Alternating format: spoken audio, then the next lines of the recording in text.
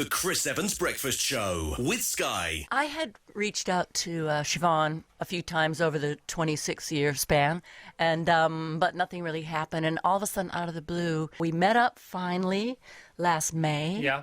And it was an interesting meeting, very emotional. Showdown at the Fairfax coffee shop. Yeah. Really? Okay. A little bit. Was it one issue? Was there a series of issues? Was it a clash of personalities? What was it? I think it was like a culmination of things, but I think most importantly, there was a lot of divisiveness going around between us, through people that were around us. There was miscommunication. Yeah. I think that was the biggest issue, and different desires that we each had. And we literally, basically, walked through the whole experience for each other. It's like, well, this is what it was like for me. This is what I was going through. Yeah. And the other person was going, oh, God, I didn't see it like that. I didn't understand that, you know. Bryony's book's Forever for All Teenage Girls Forever. It's that simple. This book is amazing, Bryony. Thank you. It really is. This is a Bible. This is what.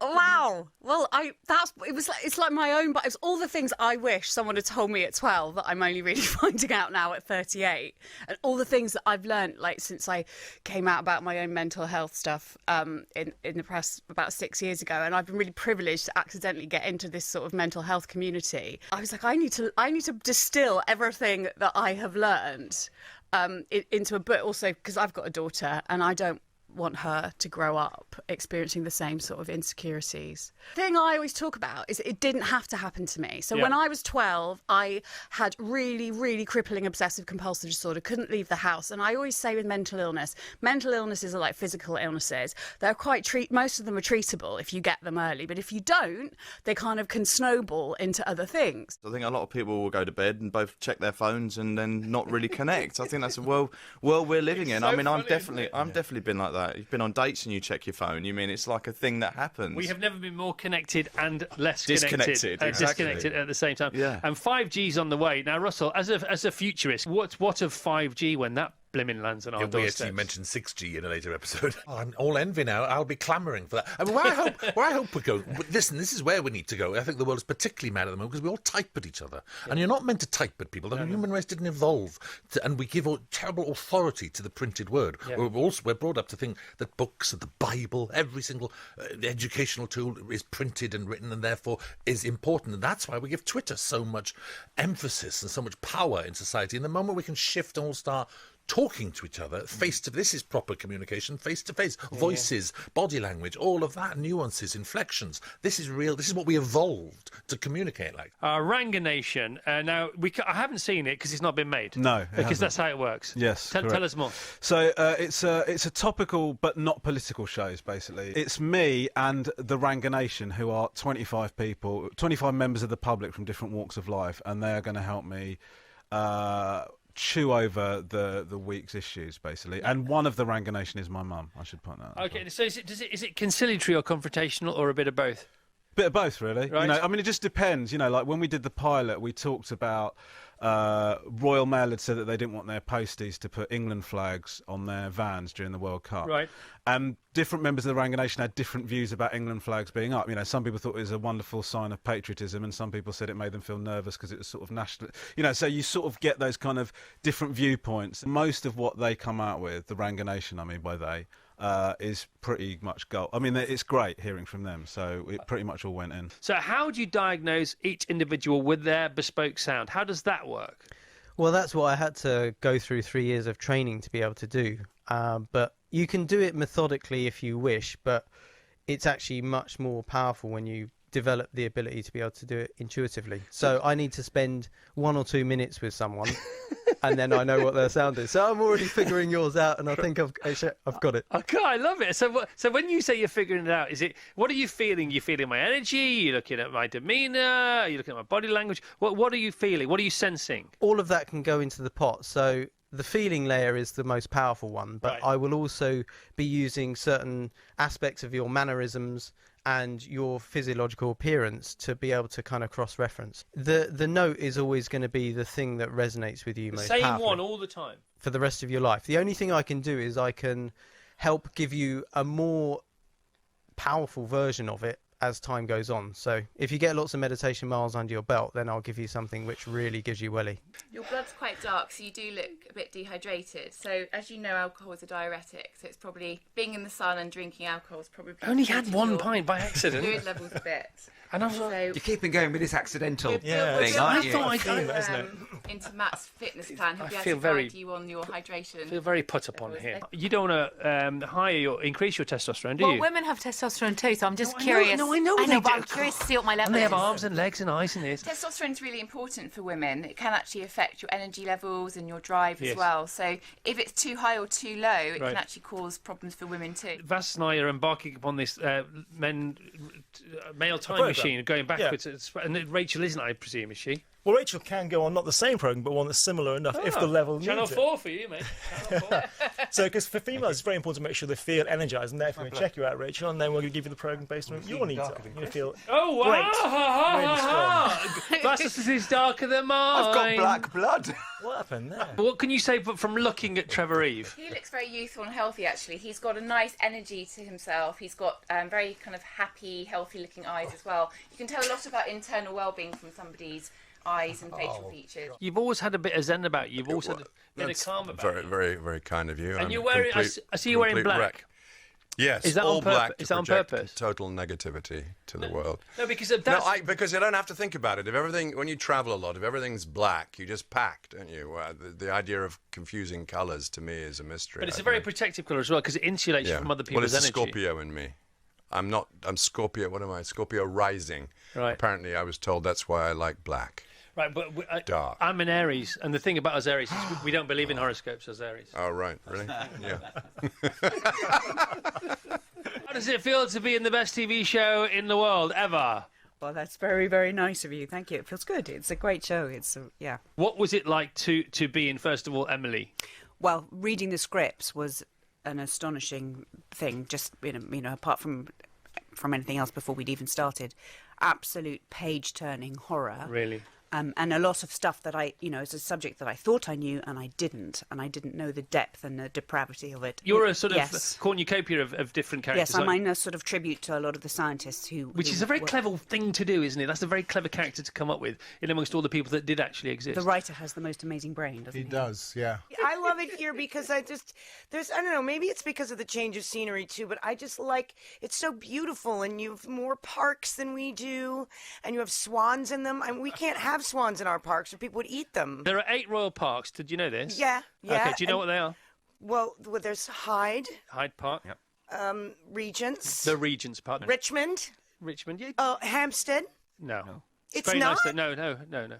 It's not included in the royal parks? No, it's huge. Thousands of acres. Okay, Green Park? Green Park. We'll go for 4. Okay, Kensington Gardens. Kensington 5. Gardens. Oh, wait, I was going to Bushy Park. 6. Victoria Park. No. St James's? St James's. St James's Park. And your last one, and you've got 10 seconds. 10. Oh, 9. 8. 7. 6. Windsor? It's 5. Kew Gardens. Yes, correct!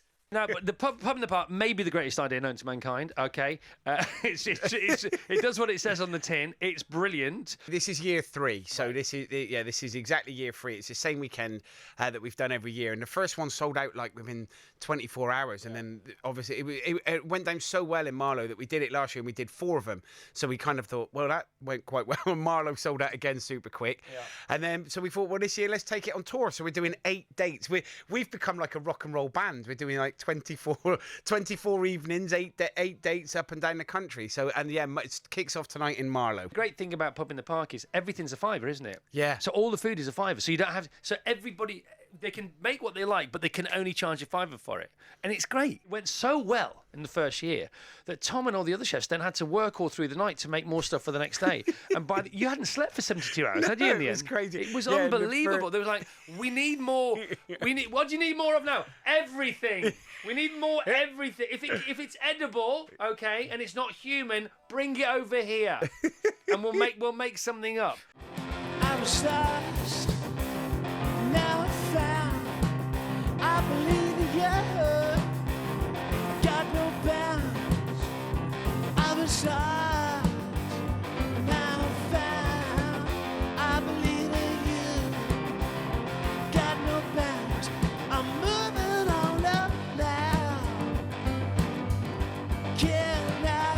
darkness. Light shines on, light shines on, light shines on. If Pub in the Park is better than rock and roll, I'll take that. Okay, because Primal Scream, that's disrespectful. So the second best idea ever, Yeah, I'll other go with than rock and medicine. So medicine. Yeah. Medicine. Okay, we're slowly getting bumped down the list again now, Chris. No, you're still in. Hey, come on! It's not a bad list to be Still part on of, the is podium. it? You're still on the podium, Tom. Hey, Tom, there are worse lists and I've been on them. Don't worry about that. Celia, a nice cup of tea is what your book's called. It's the third instalment of a story. And now I said to you yesterday, I said I haven't read it. You don't need to. Don't worry, it's fine. Okay, so bring us up to speed then. Well, it's really a Nice cup of tea because the first book was called Not Quite Nice, you see. So it goes on like that. And Nice work if you can get it. But it's a group of people who've decided to live in the most beautiful place in the world, I think. And I have great fun making them do the worst things that I can think up and then the best things that I can think up. So, for example, can you talk about them on the radio at this time in the morning? Yes, well, they've decided to open a restaurant, and not that that's one of the worst things you can do, Tom. Well, Kerridge. exactly. And What do they want to do that for? And they get into the most terrible trouble. But it's sort of quite theatrical, I suppose, opening a restaurant. I can see the theatre in it, and I don't really know very much about it. But they do. They get into terrible trouble. They get, everything goes wrong. And then one of my characters is an ex-actress, and she gets tempted back into being in a film. So it's a bit of a roller coaster because things go terribly wrong, and then in the end, all good. You and I are both grandparents now, Chris. Here we are. Which we're too young to be, really. Not of the same children. No. But it's quite good fun, though, isn't it? You were saying about the energy that they give you. Well, and, when there's two of them. And my leading character in my book, Teresa, had rather not good fun with her grandchildren to begin with. That's why she escaped.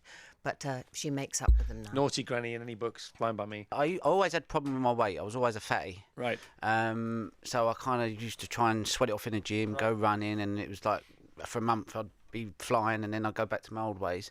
And then I got into the running club when I was about 28, 29 and got into long distance running. And I just lost all this weight, and I thought I'd get the running high. I can eat what I like. I can carry on eating loads of food. And I was slim, so I thought happy days. I always thought you looked particularly skinny. Yeah, because I run so much. So I'd run 40 miles a week and do loads of races. So you needed to put loads of food in. I'd eat all right, but I'd eat so much of it. I mean, I stayed with my mate for 5 days, and in the end he said I was sick with trying to keep up with the amount of food you eat. Right. Because I was burning it off. I was running 6 miles every morning in the gym. Yep. And he was just thinking, well, I'll eat when Ronnie eats. Okay. And he nearly... his guts were like in bits. So then you met a nutritionist. Yeah. Who's like the genie as far as you're Well, concerned. Oh my goodness. Yeah, she kind of went, well, look, tell me what you eat, and I showed her what I eat, and she was like, you're just eating 4 times the amount you need to eat. Right. So she kind of gave me this eating plan, and I went away for 2 months, done it, carried on doing a little bit of training, didn't change anything in my life, and I lost about 1.5 stone. First of all, tell us a little bit about yourself from the 60s up until now. Give us about a minute on your life so far. Well, I'm a Londoner, grew up in London in the 50s and 60s, and was influenced by green thinking and decided to get back to the land and set up a rural commune that was in the beginning of the 70s. And I'm still there 46 years later, and I've had a day job most of that time working for the Soil Association, but now the Sustainable Food Trust. And what I care about is what people should eat to be healthy and sustainable. And I think there's a lot of misinformation out there. And I was just in the green room with Ronnie O'Sullivan and explained to him what I think he should eat, and he was very interested. People have been suggesting that we should all move to a plant-based diet and give up eating either all meat or most meat. And most people think, and I asked in the green room, what was the least worst meat to eat if you wanted to eat meat, and they all said chicken, which is what's happening because everybody's eating more and more chicken, and sales of red meat, lamb and beef are falling off a cliff because we all think red meat's bad for the planet and bad for our health. Neither are true. It depends on how they're produced, of course, but what we should eat if we're going to eat a healthy and sustainable diet, it should be aligned with the way our farmers will farm in a sustainable way to address climate change, rebuild the soil carbon, take CO2 out of the atmosphere. That's what we should eat to be healthy and sustainable. That's the discussion that I'm so happy that you've got me on the show to air today. The Chris Evans Breakfast Show with Sky.